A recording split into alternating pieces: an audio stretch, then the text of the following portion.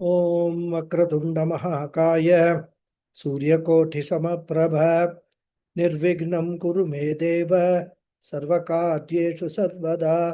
ॐ श्रीमहागणपतये नमः। ॐ श्रीगुरुभ्यो नमः। हरिः ॐ। सदाशिवसमारम्भां शङ्कराचार्यमध्यमाम् अस्मदाचार्यपर्यन्तां वन्दे गुरुपरम्पराम्। अस्मद्गुरुभ्यो नमः। श्रुतिस्मृतिपुराणानाम् आलयं करुणालयं नमामि भगवत्पादं शङ्करं लोकशङ्करं। शङ्करं शङ्कराचार्यं केशवं बादरायणं सूत्रभाष्यकृतौ वन्दे भगवन्तौ पुनः पुनः। ईश्वरो गुरुरात्मेति मूर्तिभेदविभागिने व्योमवद्व्याप्तदेहाय दक्षिणामूर्तये नमः। ॐ श्रीमेधा दक्षिणामूर्तिस्वामिने नमः। ॐ सहनाववतु सहनौ भुनक्तु सह वीर्यं करवावहै तेजस्विनावधीतमस्तु मा विद्विषावहै। ॐ शान्ति शान्ति शान्तिः। हरिः ॐ श्रीगुरुभ्यो नमः। हरिः ॐ। ॐ पार्थाय प्रतिबोधितां भगवता नारायणेन स्वयं व्यासेन ग्रथितां पुराणमुनिना मध्ये महाभारतम् अद्वैतामृतवर्षिणीं भगवतीम् अष्टादशाध्यायिनीम् अम्ब त्वामनुसन्दधामि भगवद्गीते भवद्वेषिणीम्। यं ब्रह्मा वरुणेन्द्ररुद्रमरुतः स्तुन्वन्ति दिव्यैस्तवैः वेदैः साङ्कपदक्रमोपनिषदैः गायन्ति यं सामगाः। ध्यानावस्थिततद्गतेन मनसा पश्यन्ति यं योगिनः यस्यान्तन्न विदुःसुरासुरगणाः देवाय तस्मै नमः। Om. So, namaste once again, everyone. Namaste, Guruji. Pranam. Pranam, namaste. So, we are in the 29th mantra. Shall we chant? Yes. Yes, Guruji. Samoham sarva bhuteshu Samoham sarva bhuteshu na me dveshyosti na priyah na me stita na priyah ye bhajanti tu mam bhaktya ye Bhajanti tu nam bhaktya mayi te teshu chapyaham. mayi teshu chapyaham. Okay. So, after expounding some important aspect of Nishkama Bhakti from the verses 26 to 28, Krishna is now concluding the topic of two types of bhakti in this shloka, where he is addressing an accusation from some quarters, alleging that Bhagavan is partial, he favors some people, he ignores others, he is benevolent towards those who come to Tirupati, offer huge amounts in the hundi, but he has no concern for the poor people who find it difficult even to have 2 square meals a day. So they say some people have learned the secret of how to please Bhagavan. And therefore, even though they have enough, he goes on giving them more and more. There is such a long list of accusations, So many accusations people make against Bhagavan. And in this sloka, Krishna sets right the record. He says, I am the same towards all beings. Please understand. There is no one hateful to me, nor dear to me. But those who worship me with devotion are in me and I am in them. Very profound statement from a Vedantic angle. So in the previous verse, Lord Krishna said Nishkama Bhakti will merge in me, by which Krishna implies that the Sakama Bhakta will not merge in me. That is understandable because when there are two people, say A and B, and you say A is intelligent, what is the meaning? It means B is not intelligent, isn't it? In fact, the parents of two children, or two or more children, you can put it, they frequently face this problem at home. And in many cases, it is the root cause of all sibling rivalries. The intention of the parents is not to criticize, but to motivate the weaker child to do better. Intention is noble, but as parents, we have to be very, very careful in trying to motivate children through such comparisons, because sometimes it could be counterproductive. Similarly, Krishna here has said, Nishkama Bhakta merges into me, which implies Sakama Bhakta will not merge. And therefore, a doubt and a ground for criticism can come. What is that? Bhagavan is partial. Some bhaktas he takes unto himself, merges, embraces, whereas he keeps a safe distance from other bhaktas.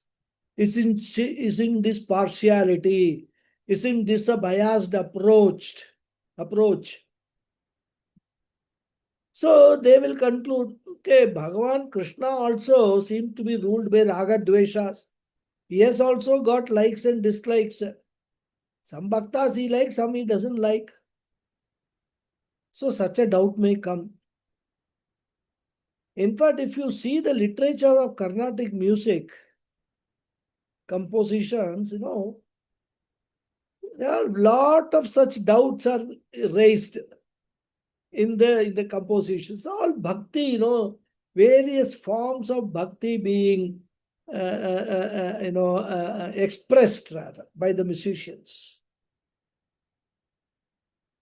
There are songs which say, how come some people get liberation, others do not? Oh Bhagavan, why are you not casting your eyes on me? You are casting it on others. Like so many, such songs are there. In fact, Swami Paramathanandaji in his talks narrates a couple of interesting anecdotes. It seems one bhakta used to come to the temple every day and tell the Lord, oh Lord, take me unto you. I want to merge into you, etc. Every day he would come, stand before the deity, keep repeating this request till late at night. And the temple priest used to get irritated because he has to close the temple and go home. But he could not close the temple as long as the bhakta was there. So he thought of an idea. The following day, the priest hid behind the deity. And then the bhakta said, oh Lord, take me unto you. I want to merge into you. The priest, as though imitating the Lord's voice, said, oh dear bhakta, I am extremely satisfied with your bhakti, very happy with your bhakti. I am going to fulfill your wish. When you come tomorrow, I will take you unto me, and you will not return back home. Swamiji says, next day there was no sight of that Bhakta anywhere around. In fact, it seems he stopped coming to the temple altogether, fearing that this God will be waiting to take him unto him. So this is what, whenever we are asking for all such things, we have to be very careful. Fully be prepared. And the second anecdote, of course, Swamiji relates from his own personal experience.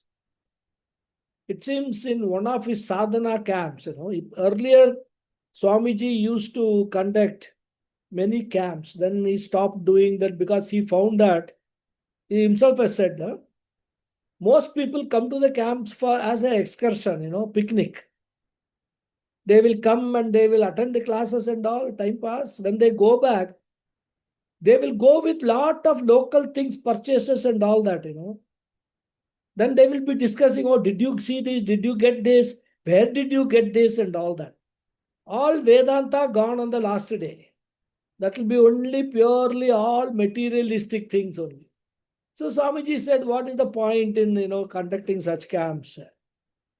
I will just conduct classes in Chennai and maybe one or two classes in Coimbatore, Bangalore, etc. Those who are interested, let them come. Otherwise, it's okay. So it seems in that sadhana camp which he held, he sent one person to everyone's room and say that, see, you have all come here and you are all mumukshus. Moksha is your goal.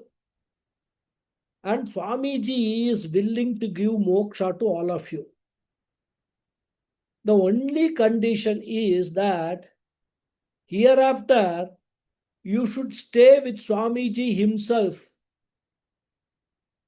He is planning to build an ashrama for that. And you cannot go back. And then it seems that Swamiji had asked that person to prepare a list of those who are interested in this instant moksha scheme. Instant moksha scheme, like, instant coffee. Put hot water, get coffee. And when that person, after meeting each and every student in their rooms, when he came back to Swamiji, it seems the list was blank. No one was interested in such a moksha. It seems everyone gave one excuse or the other. Some said, we will go back. It's a very good idea, but we will go back. We have got, lot of things to be settled. We will attend to that and come back. Some others said, oh, it's a wonderful opportunity. Swamiji is prepared to give moksha. I'll do one thing. I'll come back in 3 months or 6 months. The fact is that no one was interested in moksha. Attending the camp was fine. A good spiritual outing. But moksha, not now. Let it wait. And therefore, here Krishna says, I am not the one who decides whether you should get moksha or not. The problem is not with my readiness. I am ready to give moksha to anyone at any time if he or she wants it seriously. But the problem is most of the people do not want it. And that is a fact. Why even talk about moksha? Even if you ask people to develop vairagyam for material things and sense pleasures, you will find that, very few, if any, takers will be there. They will give some excuse or the last time, only one time. See, this, I want to see this movie, this Rajinikanth movie, the Coolie or something's a new movie which has come, people are very high praise. Only that movie I will see. Then I will, develop vairagya. So many, I'm just giving you an example. Developing vairagyam itself is so difficult for people. And therefore Krishna says, Sarva Bhuteshu Aham Samaha. I am same with regard to every being. That means what? I am not partial to anyone. I am not going to give extra blessing to some and less blessing to others. In fact, there is a beautiful shloka composed by Adi Shankaracharya in Saundarya Lahari. Drishadagiyasya dharadalita nilotpala rucha daviyamsam dhinam snapaya kripaya mamapi shive anenayam dhanyo bhavate nachate haniriyata vaneva harmyeva samakara nipato himakara. So it's a beautiful shloka, Shankaracharya, that's the beauty, He has got a mix of everything, right from Sakama Bhakta to Niskama Bhakti. Everything is there, and that he, of course, uses all this for sake of teaching people. So here, Shankara as a Bhakta who is feeling miserable, he is seeking compassion from the Lord by way of casting a sight on him with the long and wide eyes of the Lord, which shine like a slightly open blue lily. And here Shankara compares the compassion to the moonlight, which falls everywhere equally, whether it is some dirty dustbin or a beautiful house. So, similarly, Krishna says, my grace is equal for all. And in fact, I cannot give more to someone, I cannot even withdraw. Just as sunlight is natural, sun cannot withdraw from some place and give it some place. Similarly, Ishvara's grace of the Lord, is equal to all. Then you may ask, what is the difference? The difference lies in how much we are willing to tap that grace. And how do we do that? It is the sincerity and seriousness of our effort which determines the grace we get. Therefore, our effort will determine the amount of grace that we are going to get. So you can, in other words, you can say grace is already included in the effort. For example, suppose you are building a room. You are building the walls, and within the walls, what is available? Space is available. Primarily, you are interested in what? Are you interested in the wall, roof, or in the inside space? Simple answer. We are primarily interested only in the space in the room. But then, we need not work separately for the enclosed space. We have to work only for building the four walls and the roof. After building the wall and roof, you need not create the space separately.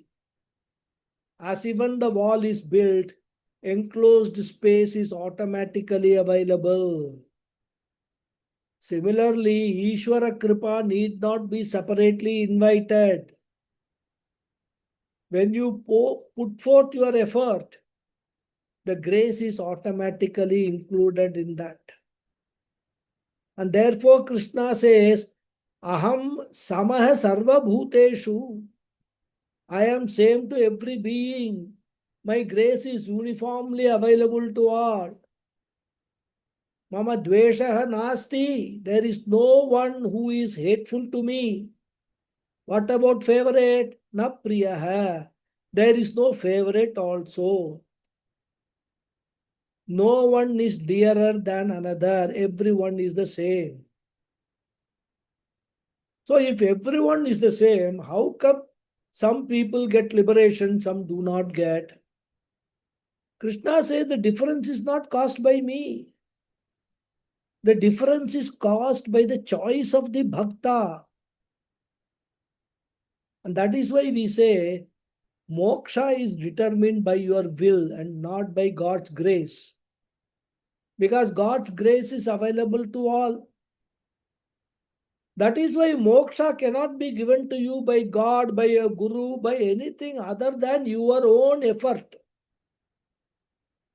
First of all, your sankalpa. Then you are practicing karma yoga. Gain sadhana chatushtaya sampatti and gain chitta shuddhi. These are all not easy things. I can tell you, one can spend one whole life doing this, still not get moksha, because that level of commitment, the level of chitta shuddhi, unless that is achieved, all this jnanam, this knowledge about nirupadika, nirguna brahman, and then further the knowledge about tattvamasi, aham brahmasmi and all, will not sink in the intellect. So this moksha scheme is a long drawn scheme. And we need not separately work for that. The only differentiating factor is your willingness or your willingness to choose the Lord as the goal. Choose moksha as the goal. Once you have set your eyes on the goal, put in the necessary efforts, understanding what efforts are required, putting the necessary efforts, Shravanam, Mananam, Nididhyasanam, go through the process, then the matter automatically moksha will come. And therefore Krishna says, Ye mam bhaktya bhajanti. So those vivekis, those sadhana chatushtaya sampanna adhikaris who seek me as the goal, they decide whether they want moksha or not. And Krishna is here reminding us of the 7th chapter also, where he had said that God can be used as a means for worldly goals, or God can be used as an end in itself. The one for whom the God is the end, that is the Nishkama Bhakta, Mumukshu Bhakta. That Mumukshu Bhakta is referred to here. Ye mam bhaktya bhajanti. So those who worship me with Nishkama Bhakti, Mayi te, they are actually in me. Teshu chapyaham. I am existing in them. Which means what? Both of us are one and the same. In reality, we are one and the same. So I am in them, they are in me, we are never separate. Because those people discover the fact that there is no distance at all between me and them. And therefore, moksha is a purushartha. Moksha is something to be attained through your choice, your free will. We have to be very clear in that and not just keep on blaming God blaming the family. Oh, I want to do my Vedanta class, family is not allowing me and all. That's all excuses. If you are steadfast in your commitment, you will find a way to overcome all these obstacles. And in the next sloka, Krishna glorifies such a bhakta. We will read. Api chetsu bhajate अपि अपि चेत्सु चेत्सु भजते भवते मामनन्य bhak मामनन्यभाक् साधुरेव समन्तव्यः साधुरेव साधुरेव समन्तव्यः समन्तव्यः सम्यक् व्यवसितो हि सः. सम्यक् सम्यग् व्यवसितो हि सः. Okay, so the Anvaya is Saha bhajate maam ananya bhak mantavyah sadhuhu eva api chet suduracharah hi saha vyavasitah samyak.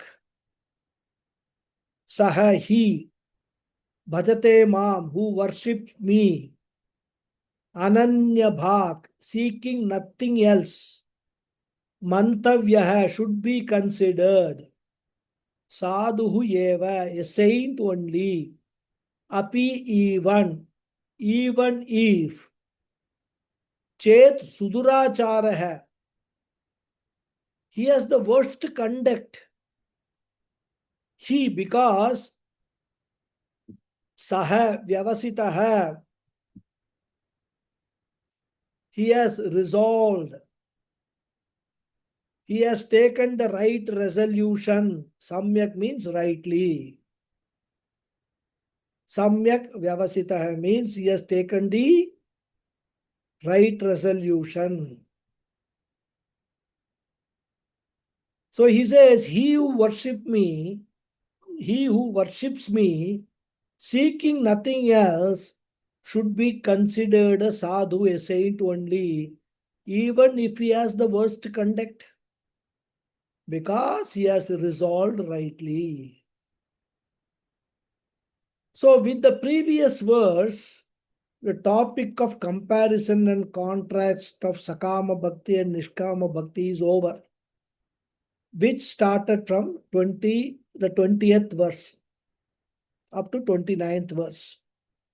Now in the final portion of the 9th chapter, from 30th verse onwards up to the end, that is the 34th shloka, Krishna is talking about the glory of bhakti. And what is the greatest glory of bhakti?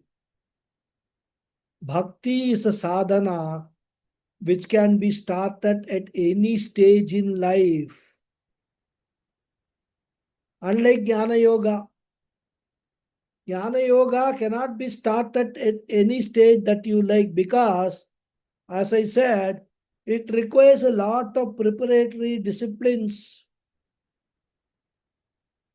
Whereas to become a bhakta, you do not require any qualification, as we saw the examples in last class or previous class.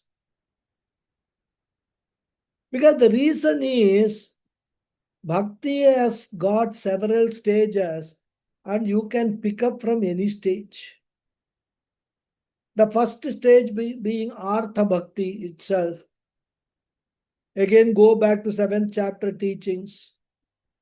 Fear, anxiety is the driver for Artha Bhakti.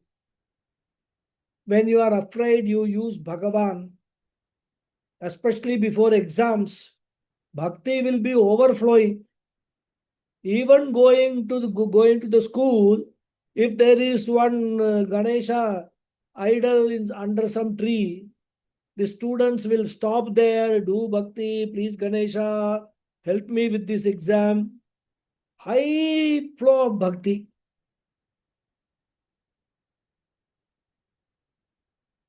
Because when a person is scared, afraid, he needs some support. In fact, one of the names of Bhagavan is Artatrana Parayana, the one who is committed to helping the people who are in crisis. So when you face a problem, use Bhagavan. He will help, and it works. There is no difficulty with that. One need not be criticizing. Oh, I go to Bhagavan only when I am in trouble and all. No, happily go, no problem. In fact, psychologically and statistically, they have proved that when a bhakta turns towards Bhagavan in times of crisis, he becomes more confident. Even in the case of terminal diseases, he is able to enjoy a better confidence. And because of the very confidence, his immunity is better, his performance is better, and therefore the medicine works faster. So, Artha Bhakti or devotion during distress can be a starting point. And even a materialist person, Artharthi, can start Bhakti if he wants to start a factory, and if he is told to do a puja before starting, and he is told that if you do that, you will get more profit, he will do it immediately. So you gradually graduate to Arthartha Bhakti. And of course, the next stages are spiritual stages. A spiritual student is a Jignasu Bhakta. Thus, depending upon the spiritual evolution, everybody can start at any level of bhakti. In fact, when we come to the 12th chapter, we will see Krishna is going to divide bhakti into 5 levels. And he starts from the highest level. He says, if we cannot practice 5th one, try 4th, try 3rd. Not possible, try 2nd. If not possible, try 1st. And even that is not possible, better luck next birth. Because the first one is very simple, possible for all. That is how bhakta has been designed. And therefore Krishna says, bhakti can be started by anyone. And if this intellect is not sharp enough, Bhagavan has also defined according to the level of intellect. We have discussed this earlier. We will start with Ekarupa Bhakti. With more maturity, he will introduce Aneka Rupa Bhakti or Vishwarupa Bhakti. And if you are finally ready for intellectual analysis, Shastra Vichara, we will introduce Arupa Ishvara also. Thus, depending upon your level, you always have a slot. And that is one point Krishna highlights here. And there is one more point, a very important point that is highlighted. What is that? Almost every human being suffers from the problem of mental guilt. In fact, Puja Swamiji deals with this issue, the psychological issue, very elaborately in his talks. Guilt means a feeling that I have done a lot of mistakes, I have done a lot of papams, there is a conscience behind me all the time judging my action. Because fundamentally, I know what is right and what is wrong. And as Puja Swamiji used to say, we need not be taught what is right and what is wrong. I know what is right and what is wrong. Simple common sense is enough. Even a thief knows that thieving is wrong, burglary is wrong. He may have no education, no exposure to Shastra, nothing, but still he knows it is wrong. How does he know? Because simple, logical, common sense reason that what I do unto others, I do not want others do unto me. Because he knows it is wrong, and that is why he chooses the time of burglary carefully. He comes in stealthily at night. He keeps it a secret from others, even from his own spouse. If at all he knows that he is right in stealing, he will straight away walk into any house and take away whatever he wants, isn't it?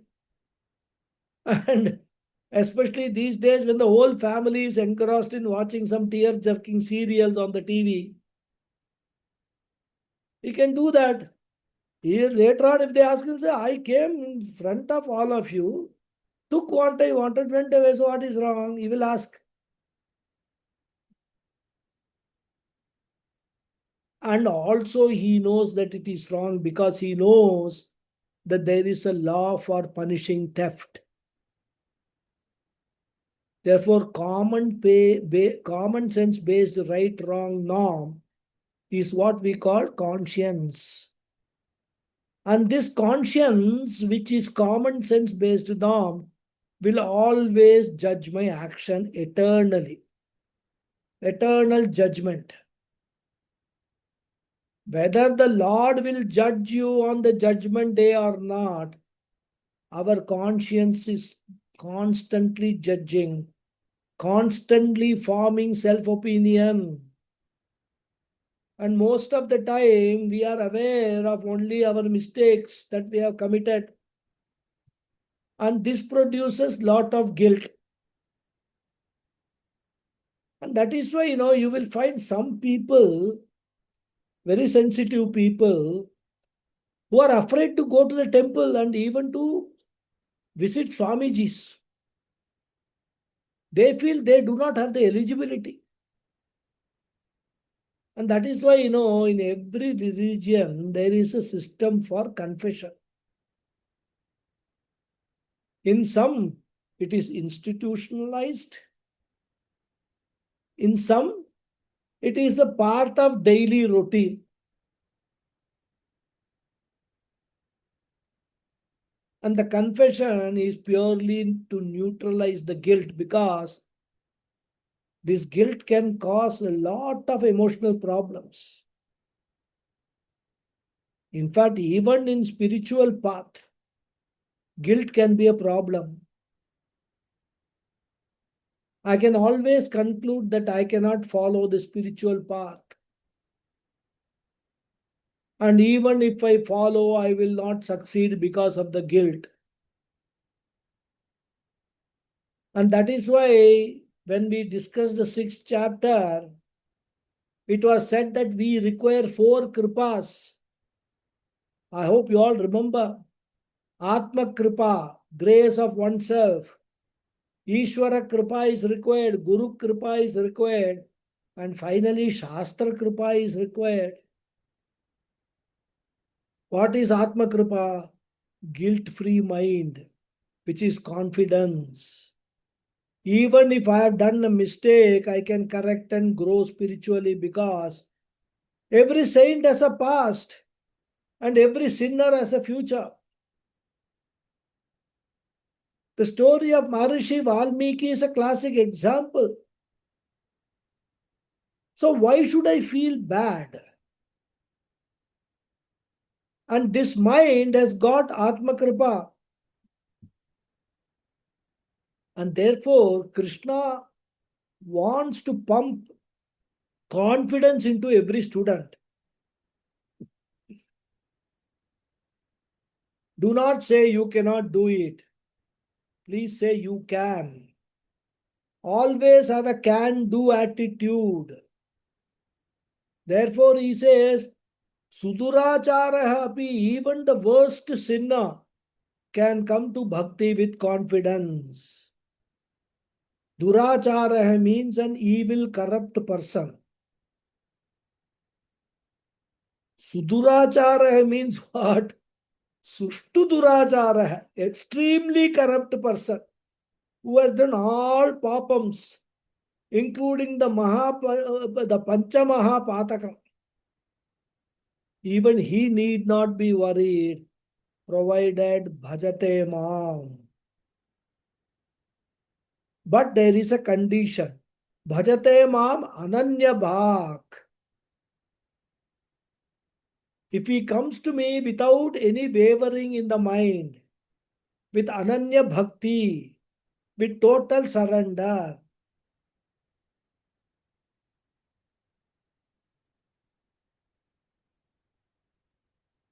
if he has decided that his ways of life, conduct, attitude, etc.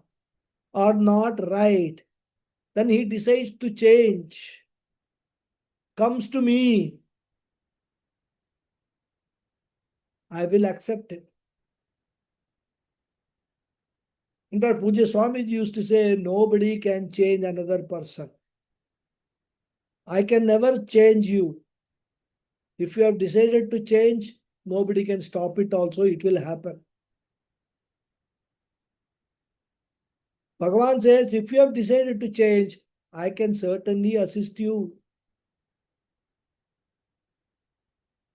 We must never forget this principle, especially in our dealings with our spouse, children, and even old parents, because many times, our problem with our old parents is they are not listening to our advice, what we are telling them.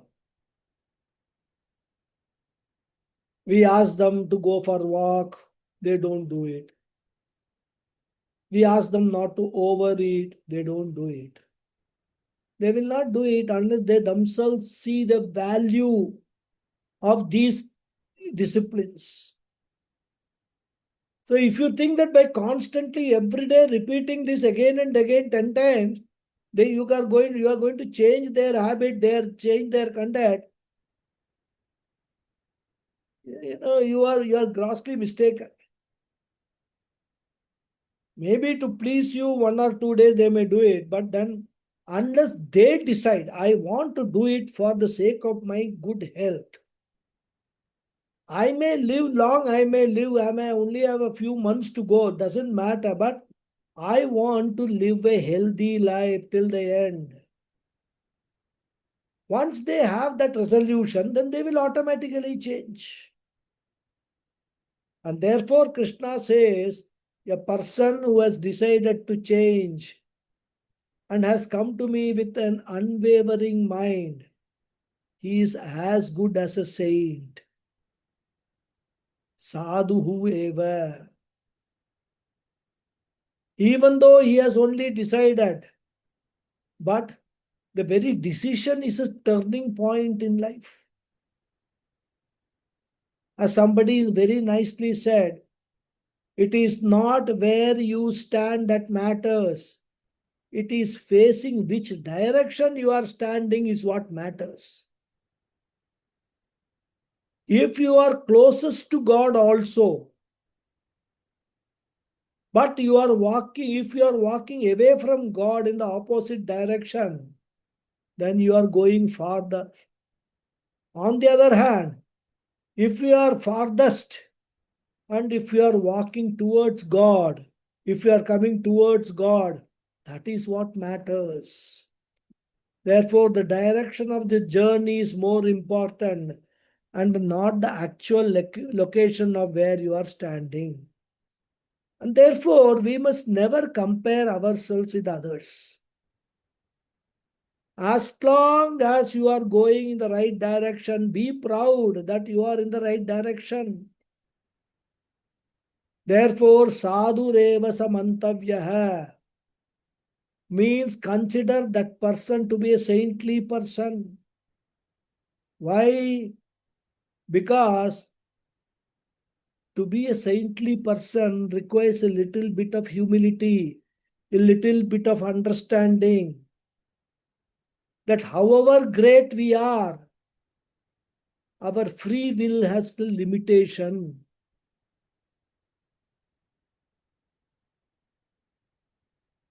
No doubt human being is very powerful. No doubt human being can achieve lot of things. But however great a human being is, he has his limitation. The moment I understand the limitation of my free will, my wisdom helps me to take the help of an external factor.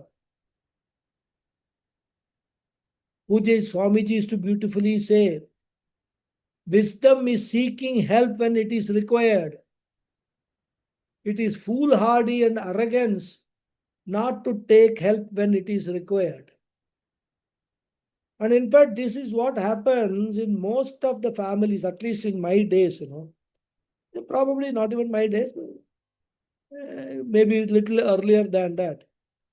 Children, when they are weak in studies, the parents will put a lot of pressure on the children to study more, put in longer hours, etc. They will never think of engaging a tutor outside the school to teach the children extra. No, like or making the children attend extra classes, etc. If a student has got a separate private tutor and is attending extra classes, that was supposed to be a stigma that the student is not intelligent. So they used to avoid these things, and that was foolhardy on their part. Because of that approach, many good students probably have lost, getting better opportunities for, better opportunities in life by performing better in their academics.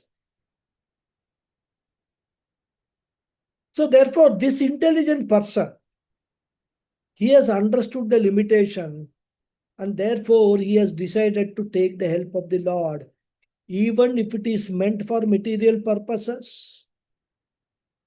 That itself is a great step. There is no rule that you have to surrender to the Lord only for spiritual help. The scriptures point out that it is intelligent to surrender to the Lord even for material help. That is why we have got the four Purusharthas, isn't it?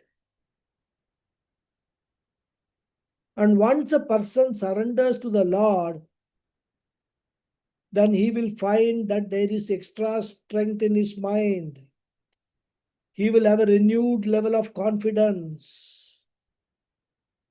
And this leads to a transformation in me. And once I start seeing the transformation and the increased inner strength, my devotion will also increase. When the devotion increases, naturally my strength also will be more. And therefore, you get into a cycle, an auspicious cycle, not a vicious cycle. An auspicious cycle of more devotion, more strength, more devotion.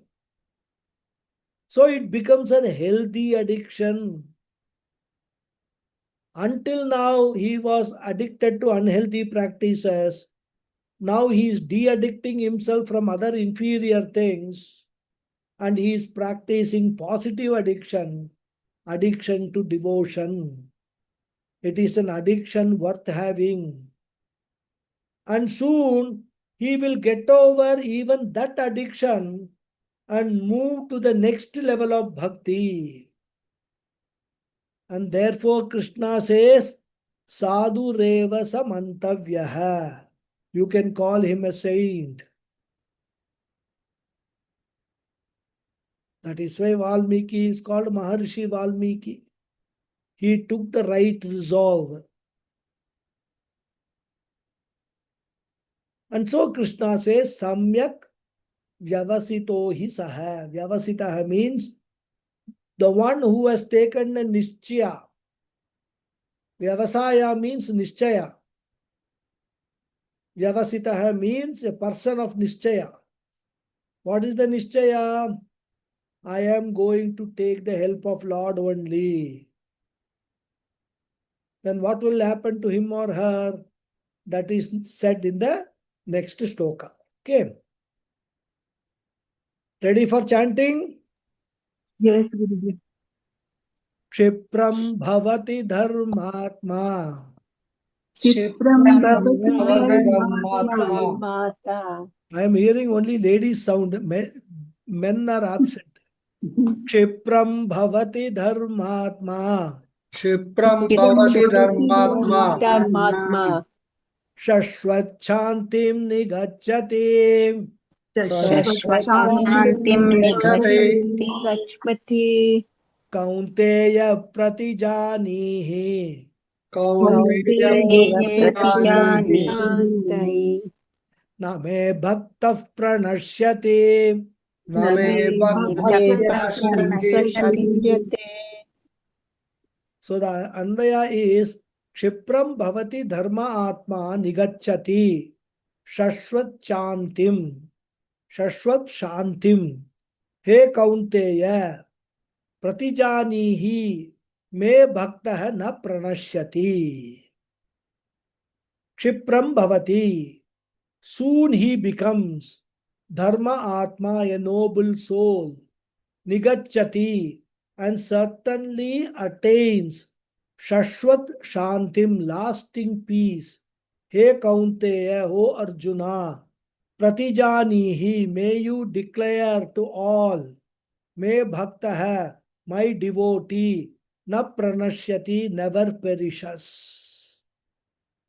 So Krishna is saying that the devotee whom I referred to in the previous sloka, who has taken me to be the ultimate goal, he becomes a noble soul very soon and certainly attains lasting peace. And therefore, O Arjuna, may you go and declare to all, my devotee never perishes. So, what will happen to that person who has decided to turn to the Lord for help? Krishna says, Kshipram bhavati dharma atma. He will soon become a dharma pradhana person. Here the word atma means mind. Dharmatma means a person whose mind values dharma more than adharma, more than arthakama also. Until then, he was only considering artha and kama, wealth and pleasure as primary things in life. Soon he becomes more mature and he grows out of that artha kama delusion. It is not that he should reject them totally, but for him they are no longer primary. They are like the pickle we have as a side dish for curd rice. Unless you have some serious health issue, nobody says you should reject the pickle. But the question is whether you are taking the pickle for curd rice or whether you are taking the curd rice for pickle. If pickle becomes the main dish and curd rice becomes the side dish, then there is some problem, something wrong. Similarly, artha and kama should not be primary. They should be like pickle. But the main pursuit in life should be what? Dharma.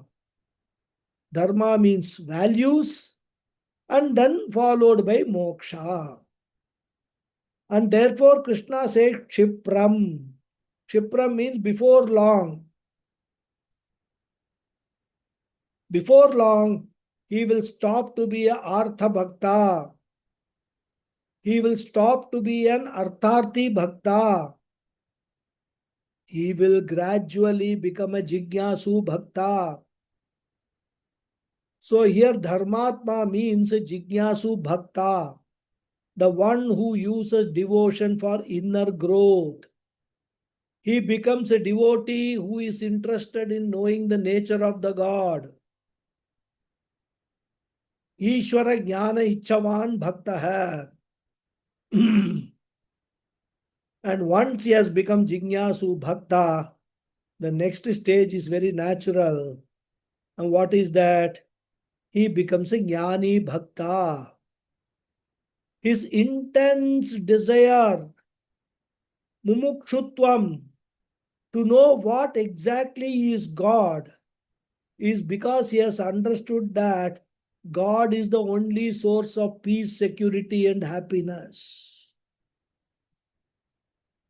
In religious parlance, we call God or Ishvara or Bhagavan.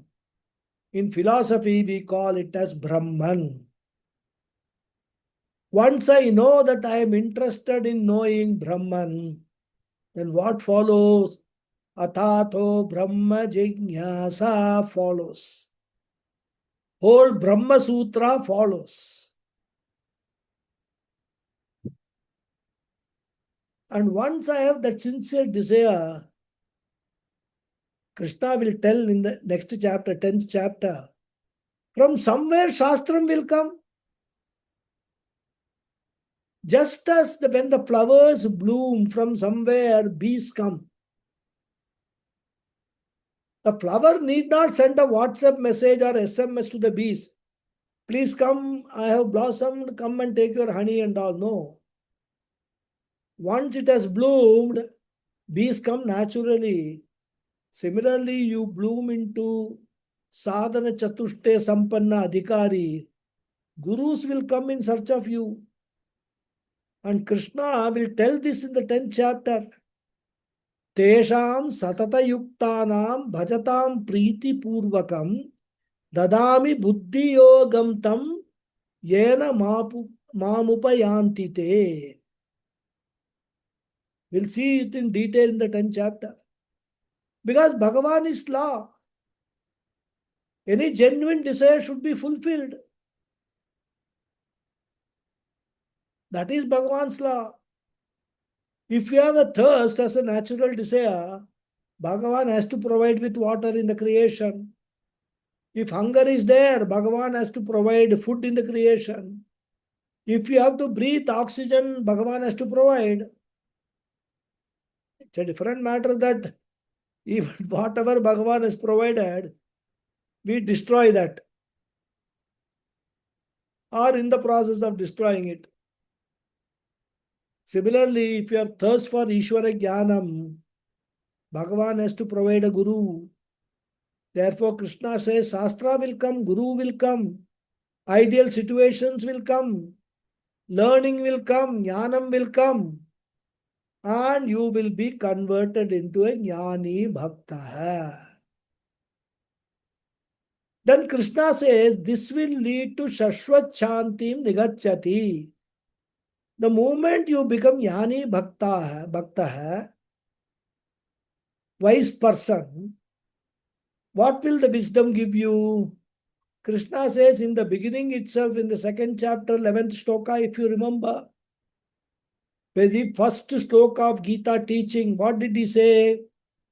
Gatasu nagatasuscha nanushocanti pandita. Isn't it?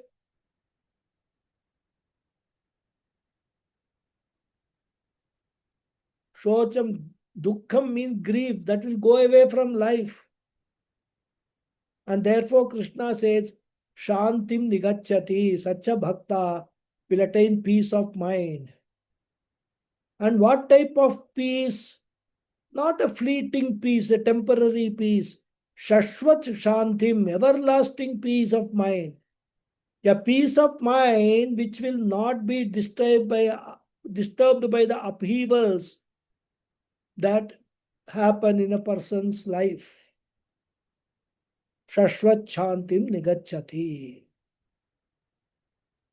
Now Krishna thinks whether Arjuna will accept all these things or not. Arjuna may think that, he may have a doubt whether what Krishna is saying is like the promises politicians make before elections. Or does he really mean all these things? And Krishna senses that there could be such a lingering doubt in Arjuna's mind. And therefore he boldly tells Arjuna, Hey Kaunteya, Pratijanihi. Very important, oft quoted phrase. He says, Arjuna, take my words, take my promise. Not only you should take this promise from me, you have to declare to the whole world. Publicize this promise through all media, radio, TV, social media, everything all over the world. You publicize this promise of mine. And what is that promise? Me bhaktah na pranashyati. The devotee of the Lord will never have a spiritual fall. Very careful. He will never have a spiritual fall. Material ups and downs are bound to come because of prarabdha. But he will never fall spiritually. He will only rise higher and higher and higher spiritually. Therefore, me bhaktah na pranashyati. This is my promise, and therefore may you become my devotee. Krishna continues. We will just chant the mantra, the sloka, and then stop. Mam hi partha vyapashritya.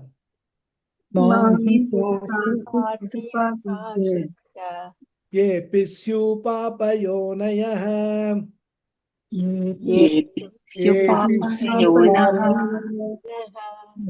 Sriyo vaishyastata shudrah. Shriyo Vaishyastata Sudrah. Te piyanti param gatim. Yanti Paragatim. Okay. We'll stop here. Om Purnamadav Purnamidam Purnat Purnamudachyate Purnasya Purnamadhaya Purnamevavasishyate Om Shanti Shanti Shanti Harihi Om Shri Gurubhyo Namaha Harihi Om. Dhanyavada everyone. Thank you very much. Thank you very much, Guruji. Namaskaram. Namaskaram. Namaskaram. Thank you. Thank you, Guruji. Thank you. Dhanyawad, Guruji. Thank you very much. Hari Om. Thank you. Very nice class, and some of the things which even after listening to them several times in the past would not have, the message would not have gone home. But today, the analogy about just you create the walls and the room is already there inside. That's how the Bhagavan's Kripa is there always. Yes. And then you just, how much you imbibe is up to you. And some of the shlokas that were in the very beginning of the ninth chapter, I was tormenting myself about, especially the two shlokas in the beginning. All the jivas are in me, but I am not in them. I am in them, and they are not in me. They are so confusing. Finally, I said, I will transcend them. I will not look at those shlokas, but then the rest of the shlokas are really very nice. And thank you very much for the lovely explanation. Hari Om. Thank you. Hari Om. Thank you. Thank you, Guruji. Hari Om. Thank you. Hari Om. Any other question? No hands are going up. Okay, I think we will close the session then in that case. Hari Om. Thank you all. See you next week. Thank you, Guruji. Thank you. Hari Om.